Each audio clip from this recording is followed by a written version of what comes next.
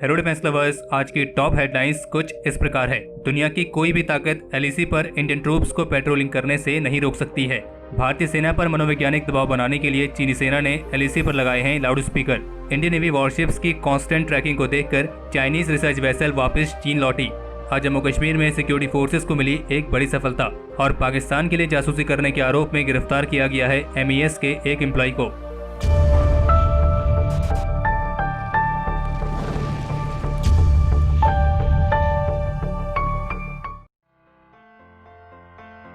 जिस तरह भी हाल ही में रक्षा मंत्री राजनाथ सिंह ने एलएसी के हालातों के बारे में पार्लियामेंट के लोकसभा को जानकारी दी थी, उसी प्रकार आज रक्षा मंत्री राजनाथ सिंह ने एलएसी के हालातों के बारे में राज्यसभा को भी सूचित किया है। और जिस तरह लोकसभा को संबोधित करते हुए रक्षा मंत्री ने यह बताया था कि भारत की यूनियन टेरिटरी लद्दाख के करीब 38,000 स्क्वायर किलोमीटर के एरिया पर चीन ने अवैध रूप से कब्जा किया हुआ है। और इसी बात को आज रक्षा मंत्री ने राज्यसभा में भी दोहराया है और इसमें उन्होंने पाकिस्तान द्वारा पीओके की 5,180 स्क्वायर किलोमीटर की जमीन चीन को अवैध रूप से देने वाली बात भी कही है। और इसके अलावा उनका ये भी कहना था कि चीन अरुणाचल प्रदेश के भी 90,000 स्क्वायर किलोमीटर की जमीन पर अपना दावा करता है। हालांकि रक्षा मंत्री की तरफ से ऐसा कोई अलग से स्पष्ट नहीं किया गया है कि वे कौन सी जमीन के बारे में बात कर रहे हैं, लेकिन हमारा मानना यह है कि रक्षा मंत्री ने जिस 38,000 स्क्वायर किलोमीटर जमीन की बात की है वो जमीन कोई और नहीं बल्कि अक्साई चीन की है, जिसपे 1962 के बाद चीन ने अपना अवैध रूप से कब्जा कर रखा है। और ये अक्साई चीन करीब 38,000 स्क्वायर किलोमीटर के एरिया पर ही फैला है। और उसी प्रकार पाकिस्तान ने जो जमीन चीन को अवैध रूप से सौंपी है वो जमीन है पाकिस्तान ऑक्यूपाइड कश्मीर की, जो कि असल में भारत की जमीन है और उस पर चीन की तरह ही पाकिस्तान ने अपना कब्जा कर रखा है। तो एक तरीके से देखा जाए तो रक्षा मंत्री राजनाथ सिंह ने इनडायरेक्ट तरीके से इन दोनों क्षेत्रों को लेकर एक बार फिर से ये स्पष्ट किया है कि ये दोनों ही भारत के अभिन्न हिस्से हैं। और रक्षा मंत्री का यह भी कहना था कि चीन की कथनी और करनी में फर्क है, यानी कि चीन कहता कुछ और है और करता कुछ और है, लेकिन फिर भी भारत किसी भी स्थिति से निपटने के लिए पूरी तरीके से तैयार है। लेकिन इसी दौरान पूर्व रक्षा मंत्री ए के एंटनी ने जब रक्षा मंत्री राजनाथ सिंह से सवाल पूछा कि क्या लद्दाख में मार्च मिड की स्टेटस क्यू कंडीशन फिर से रिस्टोर की जाएगी, तो रक्षा मंत्री का कहना था कि गलवान कभी भी विवादित क्षेत्र था ही नहीं। हम फिंगर 8 तक अपने पेट्रोलिंग करते थे और इंडियन आर्मी और आईटीबीपी को सभी पॉइंट्स पर पेट्रोलिंग करने की इजाजत दी जानी चाहिए। और रक्षा मंत्री का यह भी कहना था कि दुनिया में ऐसी कोई भी ताकत नहीं है जो भारत को इन पॉइंट्स पर पेट्रोलिंग करने से रोक सके। और लद्दाख में जो फेस ऑफ वाली स्थिति बनी है वो इसलिए है क्योंकि चीन ने यहाँ के पेट्रोलिंग पैटर्न्स में बाधा डालने की कोशिश करी है। और रक्षा मंत्री का ये तो कहना था कि देश के हित में चाहे जितना भी बड़ा और जितना ही कड़ा कदम उठाना पड़े, भारत उससे पीछे नहीं हटेगा, क्योंकि भारत ना तो किसी का मस्तक झुकाना चाहता है और ना ही अपना मस्तक झुकने देगा। और चूंकि हम मौजूदा स्थिति का बातचीत के जरिए समाधान चाहते हैं और इसलिए हमने चीनी पक्ष के साथ डिप्लोमेटिक और मिलिट्री लेवल्स पर बातचीत बना रखी है।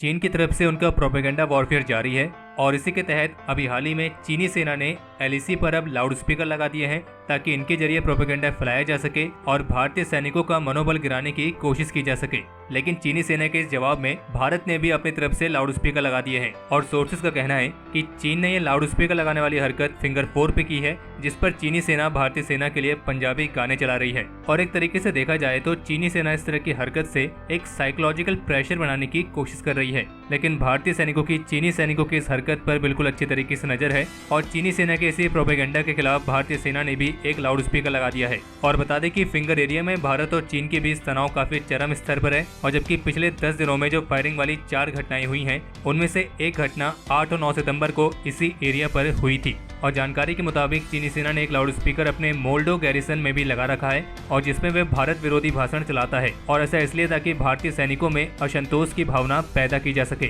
लेकिन सीनियर इंडियन आर्मी ऑफिसर्स का भी कहना है कि इंडियन आर्मी पर अब चीन का ये साइकोलॉजिकल दबाव नहीं चलेगा, क्योंकि भारतीय सैनिक मनोवैज्ञानिक तौर से बेहद मजबूत हैं। और बता दें कि 1967 की जो नाथुला चोला वाली लड़ाई थी, जिसमें चीनी सेना बुरी तरीके से भारतीय सेना से पिटी थी, इसी लड़ाई के दौरान भी चीनी सेना ऐसे ही एलएसी पर लाउड स्पीकर्स लगाती थी और उन लाउड स्पीकर्स पर बोलती थी कि भारतीय सेना का हाल 1962 के युद्ध वाला कर देंगे। हाँ, वो बात अलग है कि जब ये लड़ाई छिड़ गई थी तो फिर आवाज लाउड स्पीकर से नहीं आ रही थी बल्कि कहीं और से आ रही थी, क्योंकि भारतीय सैनिक बजाना भी बहुत अच्छी तरीके से जानते हैं। और यहाँ पर क्या बजाने की बात चल रही है ये हमें आपको बताने की जरूरत नहीं है, क्योंकि आप पहले से काफी ज्यादा समझदार हैं। तो इसीलिए कृपया अपनी इसी समझदारी का प्रयोग करें और कमेंट सेक्शन में उसे प्रदर्शित करें। बाकी चीनी सेना की इस हर एक हरकत पर भारतीय सैनिकों की 24/7 नजर है और ऐसा भी हो सकता है कि चीनी सेना इस तरह की हरकत करके भारतीय सैनिकों का ध्यान कहीं और खींचना चाहती है। और एक जानकारी और सामने आई है कि एलएसी पर तनाव खत्म करने के लिए जो भारत और चीन के बीच कोर कमांडर्स लेवल की अगली मीटिंग प्लान की गई थी,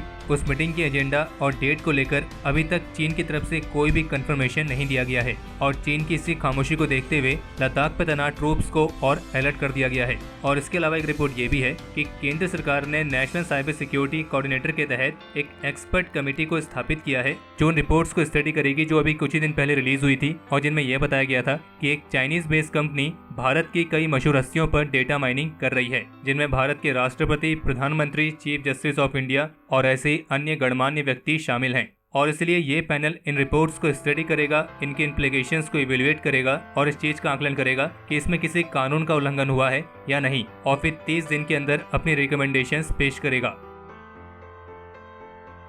इकोनॉमिक्स टाइम्स की रिपोर्ट के अनुसार इंडो पैसिफिक रीजन में अपने रिलेशंस और पार्टनरशिप्स को मजबूत करने के उद्देश्य के साथ अब भारत, फ्रांस और ऑस्ट्रेलिया के साथ मिलकर जॉइंट नेवल एक्सरसाइज की एक नई सीरीज को शुरू करने की योजना बना रहा है और वर्तमान समय में सीमा तनाव और क्षेत्र में चाइनीज नेवी द्वारा हाल ही में की गई आक्रामक तैनाती को देखते हुए इस योजना को बेहद ही महत्वपूर्ण माना जा रहा है। और जबकि कुछ एनालिस्ट ने इस बात को प्रेडिक्ट किया है कि जल्द ही इंडियन ओशन रीजन में भी चाइना की एक बड़ी तादाद में मौजूदगी दिखने वाली है। और इसी बीच एक रिपोर्ट ये भी सामने आई है कि इंडियन नेवी की वॉरशिप्स ने चाइना की रिसर्च वेसल पर लगातार अपनी नजर रखी हुई है, जिसने पिछले महीने इंडियन ओशन रीजन में तब प्रवेश किया था जब लद्दाख में दोनों देशों के बीच तनाव बढ़ने लगा था। और तब से लेकर अभी तक इंडियन नेवी की वॉरशिप्स ने चाइना की रिसर्च वेसल पर अपनी कांस्टेंट नजर रखी हुई थी और सोर्सेज का कहना है कि इंडियन नेवी वेसल्स द्वारा उन पर लगातार नजर रखने की वजह से कुछ ही दिन पहले चीन की रिसर्च वेसल वापस चीन चली गई है। और बता दें कि इस तरह की रिसर्च वेसल्स अक्सर चीन से आती रहती हैं और ये कोशिश करती हैं कि भारत की जो मैरीटाइम टेरिटरी है उसकी कुछ सेंसिटिव इन्फॉर्मेशन हासिल कर सकें। और ऐसी एक वेसल पिछले साल दिसंबर में पोर्ट ब्लेयर के पास इंडियन वाटर्स में देखी गई थी। आगे बढ़ने से पहले अगर आप हमें इंस्टाग्राम पर फॉलो नहीं कर रहे हैं तो वहां जाकर हमें फॉलो जरूर कर लें। और आज हमने अपने इंस्टाग्राम हैंडल पर एक वीडियो पब्लिश की है जो आपको ये बताएगी कि भारतीय सैनिक एलएसी पर चीनी सेना के लाउडस्पीकर वाले प्रोपेगेंडा का कैसे जवाब दे रहे हैं। पाकिस्तानी मीडिया रिपोर्ट के अनुसार पाकिस्तान सरकार ने फैसला लिया है कि जो पाकिस्तान ऑक्यूपाइड गिलगिट बल्तिस्तान है उसे अब जल्द ही पाकिस्तान का एक फुल फ्लेज प्रोविंस यानी कि पाकिस्तान का एक पूरा प्रांत घोषित किया जाएगा। और जबकि भारत पाकिस्तान को ये पहले ही बता चुका है कि जम्मू कश्मीर और लद्दाख यूनियन टेरिटरीज का हर एक हिस्सा भारत के अंदर आता है और जिनमें गिलगिट बल्तिस्तान भी शामिल है जो कि भारत का एक अभिन्न हिस्सा है। और भारत पाकिस्तान की इस हरकत को पूरे सिरे से नकारता है। और पाकिस्तान से याद आया, आज सुबह श्रीनगर में सीआरपीएफ और जम्मू कश्मीर पुलिस के एक जॉइंट ऑपरेशन में 3 आतंकियों को ढेर किया गया है। लेकिन दुख की बात यह है कि इस क्रॉस फायरिंग के दौरान एक सिविलियन की जान भी गई है। और जानकारी के मुताबिक ये आतंकी बटमालू के फिरदौसाबाद में मारे गए हैं। और जब आज सुबह इस जगह पर इन आतंकियों के छिपे होने की सूचना मिली थी तो इसके बाद second in command Narendra Yadav की अगुवाई में सीआरपीएफ की क्विक एक्शन टीम और जम्मू कश्मीर के एसओजी ने इस क्षेत्र में सर्च ऑपरेशन शुरू किया। और फिर सिक्योरिटी फोर्सेस की टीम आज सुबह करीब 3:15 पर उस घर पर पहुंची जहां पे वे आतंकी छिपे हुए थे। लेकिन जब सीआरपीएफ के डिप्टी कमांडेंट राहुल माथुर ने देखा कि गेट बंद है तो इसके बाद वे दीवार को पार करके खिड़की के रास्ते घर के अंदर घुस गए। और राहुल माथुर और उनकी टीम घर की तलाशी ले रही थी, तभी एक आतंकी ने उन पर फायरिंग शुरू कर दी। और इसी फायरिंग में डिप्टी कमांडेंट राहुल माथुर को ऊपर सीने और पेट में गोली भी लगी और वे घायल हो गए। लेकिन घायल होने के बावजूद भी उन्होंने उस आतंकी का सामना किया और उसको मार गिराया। और फिर तुरंत ही उन्हें 92 बेस हॉस्पिटल में पहुंचाया गया जहां उनकी हालत फिलहाल अभी गंभीर बनी हुई है। और डिप्टी कमांडेंट राहुल माथुर की इस बहादुरी का जिक्र करते हुए सीआरपीएफ के डीजी एपी महेश्वरी ने कहा कि उन्हें 2 गोली लगी है। हालांकि उनके घायल होने के बाद सिक्योरिटी फोर्सेस ने यह ऑपरेशन थोड़ी देर के लिए रोक दिया था और फिर सुबह सीनियर ऑफिशियल्स के पहुंचने के बाद सिक्योरिटी फोर्सेस ने इस ऑपरेशन को फिर से शुरू किया और फिर 2 और आतंकी मार गिराए गए। और इन मारे गए आतंकियों के पास से भारी मात्रा में हथियार और गोला बारूद बरामद हुए हैं। और हम ईश्वर से प्रार्थना करते हैं कि डिप्टी कमांडेंट राहुल माथुर जल्द से जल्द सही हो जाएं। और ऐसी भी रिपोर्ट्स हैं कि इंडियन आर्मी चीफ कश्मीर के 2 दिन के दौरे पर हैं और जहां वे एलओसी पर ऑपरेशन प्रिपेयर्डनेस का जायजा लेंगे। और केवल इतना ही नहीं बल्कि आज पुलवामा जैसे एक और बड़े आतंकी हमले को नाकाम किया गया है, क्योंकि सिक्योरिटी फोर्सेस को लेथपुरा हाईवे से 9 किलोमीटर की दूरी पर 52 किलोग्राम का एक्सप्लोजिव और 50 डेटोनेटर्स बरामद हुए हैं जो कि एक सिंटेक्स टैंक के अंदर छिपाए गए थे।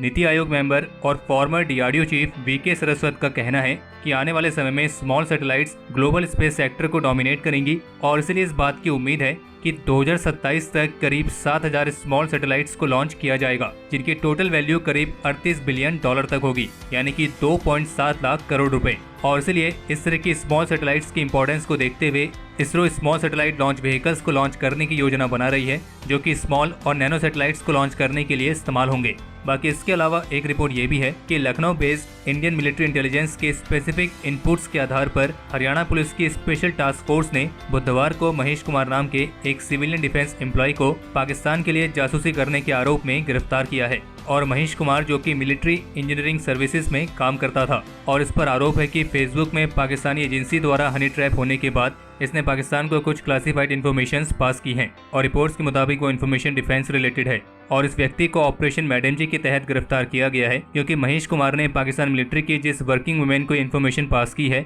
उसे वो मैडम जी कह के ही संबोधित करता था। और इस पर यह भी आरोप है कि इस इन्फॉर्मेशन के बदले उसे कुछ पैसे भी मिले हैं।